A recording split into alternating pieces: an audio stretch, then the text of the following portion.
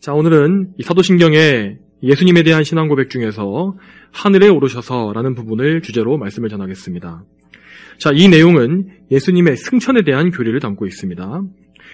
그런데 성경에서 예수님의 승천은 그 전에 있었던 그분의 부활만큼 많은 비중이나 그런 분량을 차지하지는 않습니다.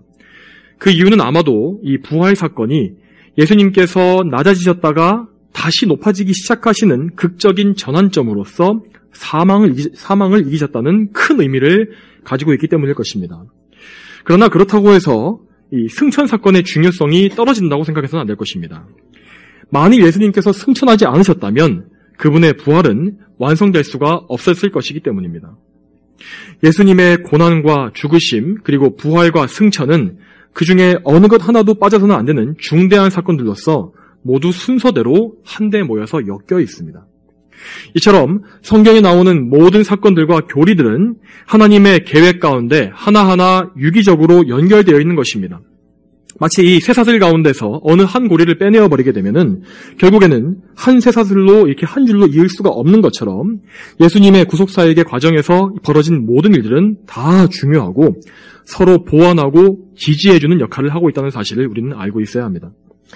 자, 예수님께서는 승천하심으로써 그분의 지상 사역을 완전히 마무리하셨습니다.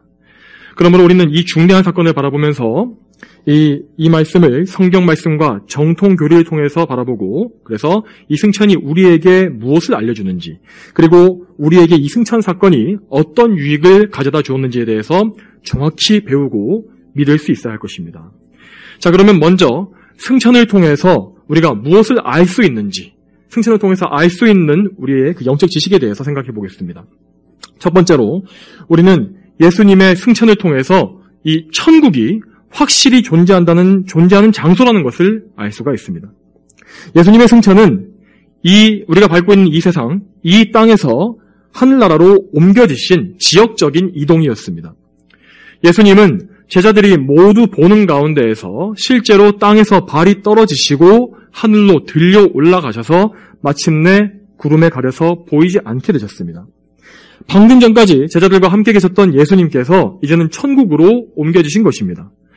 이 사실을 통해 우리는 이 천국이라는 장소가 직접 우리가 들어갈 수 있고 볼 수 있고 만지고 들을 수 있는 실제의 장소라는 것을 확실하게 알 수 있습니다. 이 사실을 믿는 것이 중요한 이유는 오늘날의 많은 신학자나 목회자들이 이 천국의 장소적인 실제성을 희미하게 만들고 있기 때문입니다. 이런 사람들은 천국이 우리 마음에 있는 것이라고 말을 하거나 혹은 우리가 이 세상에서 정의와 공의를 이루는 것이 중요하다고 그렇게 말하면서 천국이 아닌 이 세상에 더 집중하게 만듭니다. 그들은 천국과 지옥의 존재를 말하는 것이 마치 수백 년 전에 구닥다리에 낡은 신학이다, 보수주의고 근본주의다라고 폄훼하면서 그러한 잘못된 가르침을 퍼뜨리고 있습니다. 이런 것들은 성경의 가르침과는 완전히 상반되는 것인데도 불구하고 그런데 이 세상의 많은 사람들이 자칭 기독교인들이 이러한 잘못된 가르침에 영향을 받고 있는 것을 많이 보게 됩니다. 그러면 왜 이런 가르침이 유행하게 되는 것일까요? 그 이유는 현재 이 세상에서 눈에 보이지 않는 것들을 믿는 이 성경적인 믿음, 영적인 믿음이 점차 쇠퇴하고 있기 때문입니다. 그러나 성경은 분명히 보이지 않는 것을 믿는 이 믿음을 많이 반복해서 강조하고 있습니다. 대표적으로 예수님께서도 사역 초기부터 사람들에게 천국이 가까이 왔으니 회개하라고 여러 번 말씀하셨습니다. 그리고 부활을 의심하던 도마에게는 보지 않고도 예수님을 믿는 자들이 복되다라고 말씀하기도 하셨습니다. 또 신약의 히브리서로 넘어가게 되면 믿음은 바라는 것들의 실상이고 보이지 않는 것들의 증거이다라고 기록되어 있고 또한 똑같은 히브리서 말씀에서 모세의 믿음에 대해서 말하면서 보이지 않는 하나님을 보는 것처럼 여기고 인내한 믿음이라고 그의 믿음을 칭찬하고 있는 것을 볼 수 있습니다. 더하여 신약성경의 고린도후서 4장 18절은 이렇게 말씀합니다. 우리가 바라보는 것은 보이는 것이 아니라 보이지 않는 것이니 보이는 것은 잠깐이나 보이지 않는 것은 영원하다. 이처럼 이 성경 말씀은 하나님의 말씀은 우리의 육신의 눈으로 볼 수 없는 영적인 것들이 확실히 존재하는 실제적인 것이라고 우리에게 말씀하고 있습니다. 우리는 이러한 믿음을 반드시 굳게 가져야 합니다. 우리는 예수님께서 올라가신 천국이 정말 실제로 존재하고 있고 또한 반대로 역시 지옥 역시 존재한다는 사실을 성경 그대로 믿어야 하는 것입니다. 이러한 믿음을 가짐으로써 우리는 우리의 이 믿음의 결과, 이 결국에 대해서 정확하게 알 수가 있고 또한 눈에 보이는 이 세상이 사라진 후에 다가올 새로운 세상에 대해서 미리 바라보며 소망할 수 있는 것입니다. 자, 두 번째로 우리는 승천을 통하여서 예수님께서 우리의 모든 죄를 대속하셨다는 그 사실을 다시금 확인할 수 있습니다. 지난주에 제가 이 부활의 교리를 설교하면서 예수님의 부활이 그분의 완전한 대속을 증거한다고 말한 적이 있습니다. 만일 예수님의 희생제사에 뭔가 문제가 있었거나 아직 다 치르지 못하고 남아있는 죄값이 있었다면 하나님께서는 결코 그분을 다시 살리실 수가 없었을 것입니다. 그분은 공의 하나님이시기 때문에 아직 죄가 있는 상태에서는 예수님을 다시 살릴 수가 없었을 것입니다. 이런 면에서 부활은 예수님의 고난과 죽으심의 완성이라고 말할 수가 있는 것입니다. 이와 마찬가지로 만일 하나님께서 예수님을 다시 부활시키신 이후에도 하늘로 올라오게 하지 않으시고 계속해서 땅에 머물도록 하셨다면 어떻게 되었을까요? 그렇다면 우리는 예수님의 속죄 사역의 완전함에 대해서 다시 한번 의구심을 품을 수밖에 없었을 것입니다. 성경에 따르면 이 성도들의 부활, 우리 성도들의 부활은 곧 천국으로의 이동과 그곳에서의 영원한 삶으로 이어진다고 하였습니다. 자, 그것은 예수님께서 부활하시고 승천하셨기 때문에 가능한 일인 것입니다. 그런데 만일 우리보다 먼저 부활의 첫 열매로서 처음 부활하신 예수님께서 그분조차 하늘에 올라가지 못하셨다면 그분은 예수님의 구원 사역에 뭔가 완료되지 않은 것이 남아있기 때문이 아니겠습니까? 그렇게 되면 그분을 통해서 구원받는 우리 역시 정말 엄청난 낭패에 처하게 될 것이 분명합니다. 그러나 예수님께서는 부활하신 후에 40일간만 이 세상에 거하시면서 사도들과 성도들을 굳세게 하신 이후에 다시금 그분이 원래 계셨던 하늘나라로 올라가셨습니다. 여기에서 중요한 사실은 이전에 예수님께서 하늘나라에 계실 때에는 신성만을 가지고 존재하셨다는 점입니다. 물론 예수님의 이 신성이라는 것은 천국에만 계셨던 것이 아니라 온 우주를 가득 채우시며 항상 어디에나 계셨지만 아무튼 인성을 취하기 전에 예수님은 신성으로만 존재하셨던 것이 분명합니다. 그런데 이제 이 말씀에서 예수님께서 하늘로 다시 올라가실 때에는 예수님의 신성과 영원히 결합된 인성이 함께 하늘에 올라가신 것입니다. 이로써 몸과 영혼을 가진 사람이 그 존재 그대로 천국에 들어갈 수 있다는 그 사실이 입증이 된 것입니다. 또한 우리의 모든 죄를 떠맡으셨던 예수님께서 천국에 입성하셨기 때문에 우리는 그것으로서 우리의 모든 죄가 이미 다 해결되었음을 확실히 알고 믿을 수가 있습니다. 성경은 용서받지 못한 죄인들이 천국에 결코 들어갈 수 없다고 말씀하고 있습니다. 대표적으로 고린도전서 6장 9절과 10절에는 천국에 들어가지 못하는 죄인들의 명단이 나열되어 있는데 거기에 이렇게 나옵니다. 너희는 불의한 자가 하나님 나라를 상속받지 못할 것을 알지 못하느냐?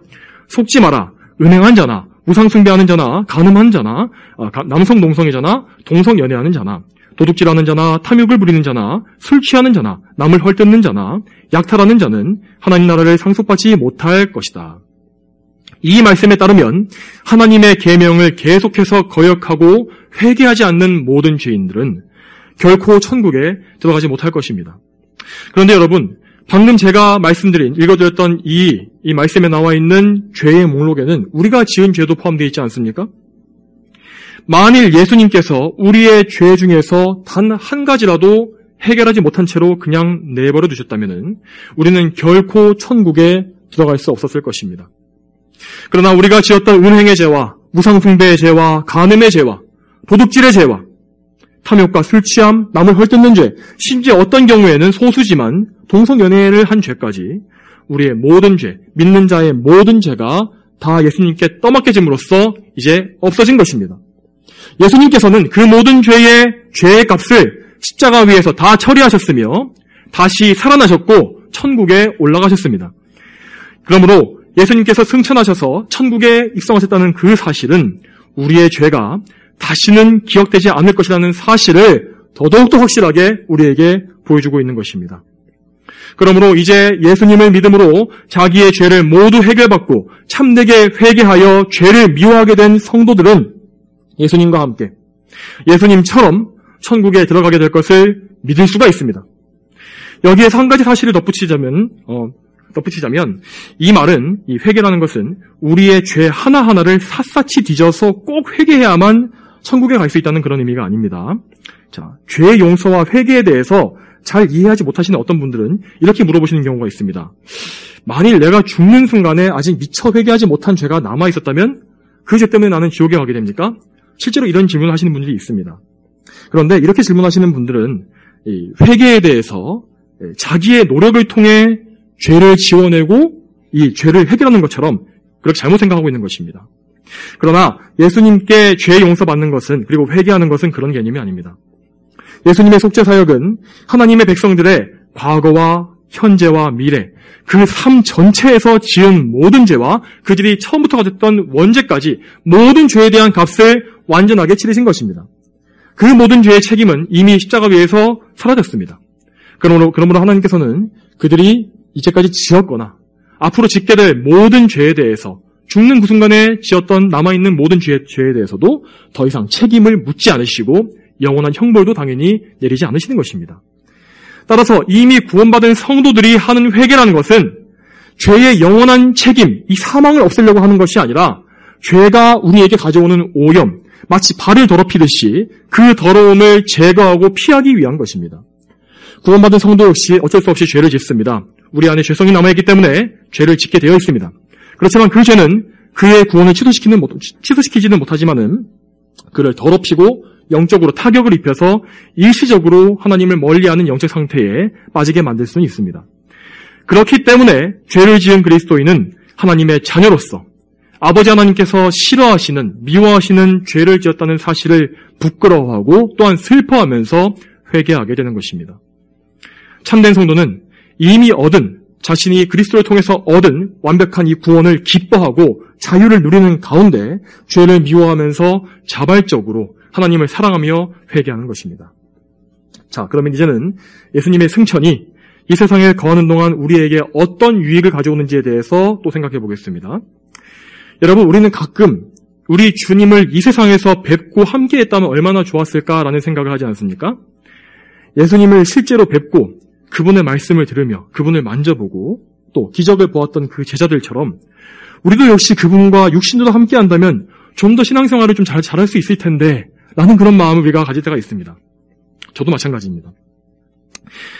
실제로 제자들은 예수님을 뵙고 함께 했었기 때문에 그분이 자신들을 떠나신다는 것을 상상도 하지 못했었습니다. 그래서 복음서를 보게 되면 예수님께서 승천하심으로 그들을 떠나시게 될 것이라고 말씀하셨을 때 제자들이 무척이나 슬퍼했다고 기록되어 있습니다. 예수님 말씀대로 정말 제자들은 얼마 뒤에 예수님께서 승천하시는 것을 눈으로 보았고 그 후로는 이 세상에서 예수님을 뵐 수가 없었습니다. 오직 사도 요한 한 사람만이 순교하지 않고 마지막까지 남아있다가 반모섬에서 환상 중에 영광스러운 주님의 모습을 다시 보았습니다. 그것이 다였습니다. 자, 그러면 이 제자들은 예수님을 잃어버렸으니까 큰 손해를 본 것일까요? 예수님께서 육신으로 함께하지 못하시는 것이 그들에게 어떠한 종류로든지 불이익을 주었을까요? 그렇지 않았습니다. 예수님께서는 이렇게 말씀하셨습니다. 요한복음 16장 7절에 그러나 내가 너희에게 진실을 말하니 내가 떠나가는 것이 너희에게 유익하다. 그분의 말씀은 항상 진리이고 거짓이 없기 때문에 우리는 그 말씀을 있는 그대로 다 믿을 수가 있습니다. 우리들의 인간적인 생각과 한계로서는 예수님을 직접 눈으로 보고 그분과 대화하는 것이 우리에게 더 좋을 것 같지만 오히려 예수님께서 이렇게 하늘로 올라가신 것이 우리에게 더 많은 유익을 준다는 것입니다. 그러면 예수님의 승천은 우리에게 정말 어떤 유익을 주는 것일까요? 첫째로 예수님의 승천 덕분에 우리는 하나님 앞에 항상 계시는 우리의 대언자를 얻게 되었습니다. 우리는 이 세상에 거듭나서 예수님을 믿은 이후에도 여전히 불완전하여서 자주 죄를 짓고 넘어지게 됩니다. 우리의 이 모든 죄들은 거룩하신 하나님 앞에서 하나도 숨겨지지가 않습니다. 그러나 우리의 모든 죄악에도 불구하고 우리는 하나님께 버림받거나 망하지 않습니다. 성경은 분명히 하나님께서 죄를 미워하시고 그것을 쳐다보실 수조차 없는 거룩한 분이라고 말씀하지 않았습니까? 그런데 어떻게 우리는 죄를 지어도 하나님 앞에서 쫓겨나지 않는 것일까요? 그 이유는 예수님께서 우리의 대언자로서 지금도 하늘에 계시기 때문입니다.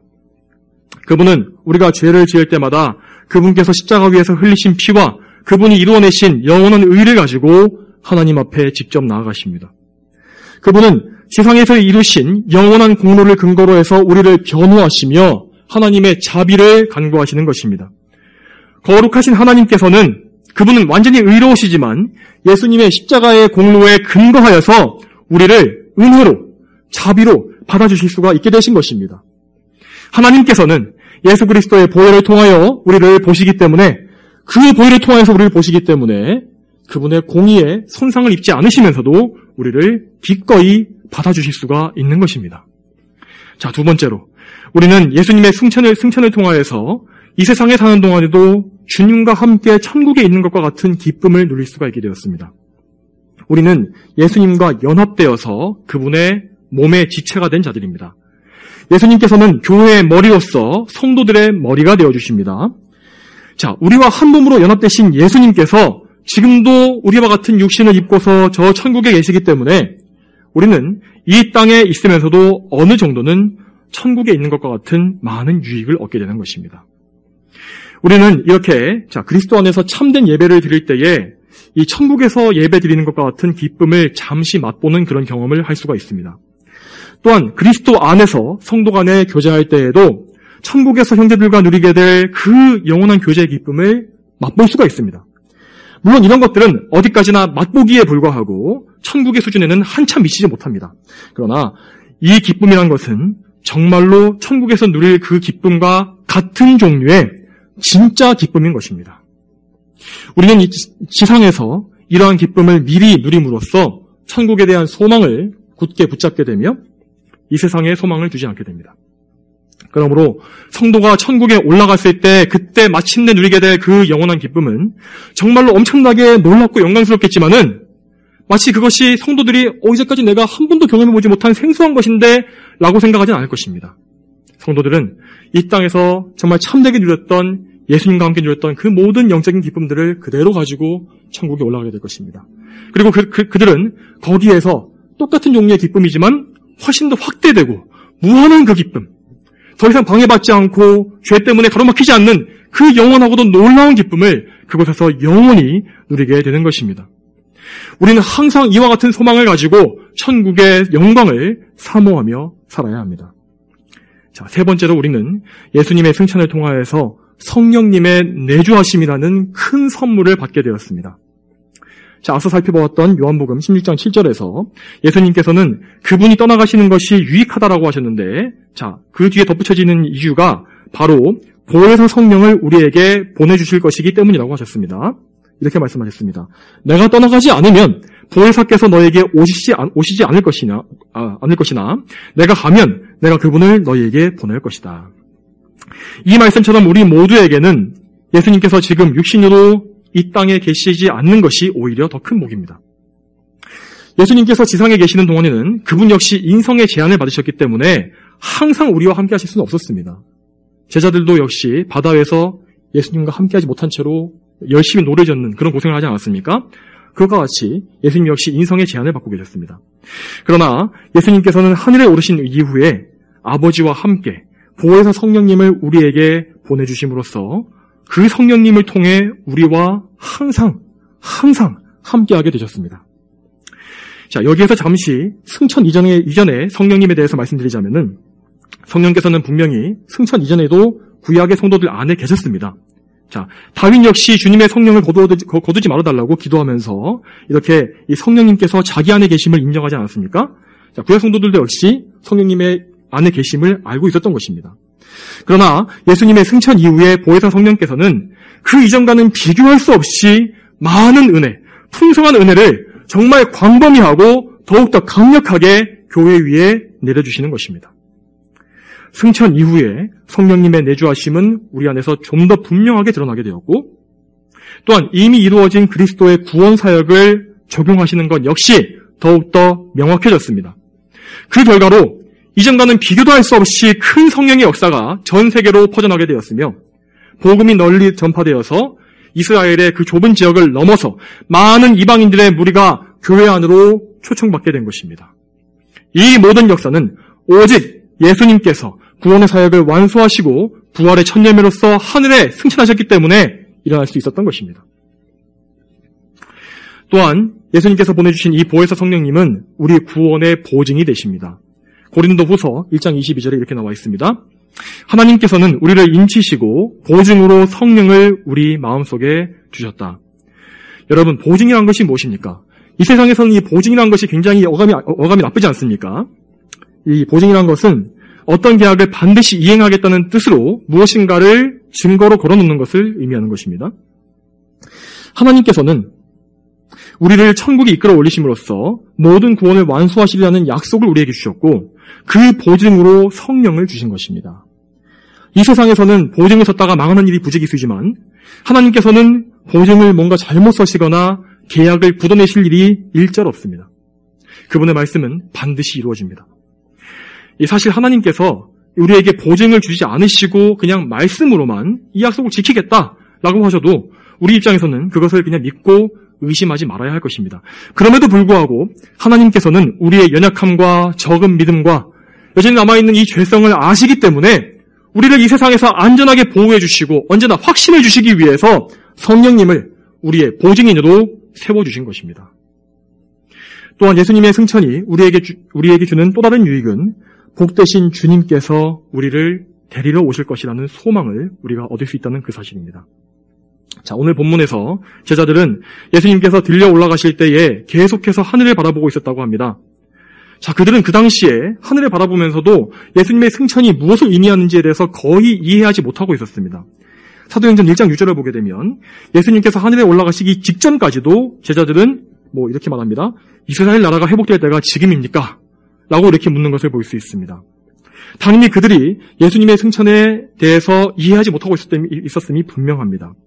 그들은 예수님의 승천 이후에 그들이 받게 될 엄청난 유익에 대해서도 많은 것을 알지 못했고 그저 이제는 다시는 예수님을 볼 수 없겠구나 하면서 슬픔과 허망함과 그리움으로 하늘을 바라보고 있었던 것입니다.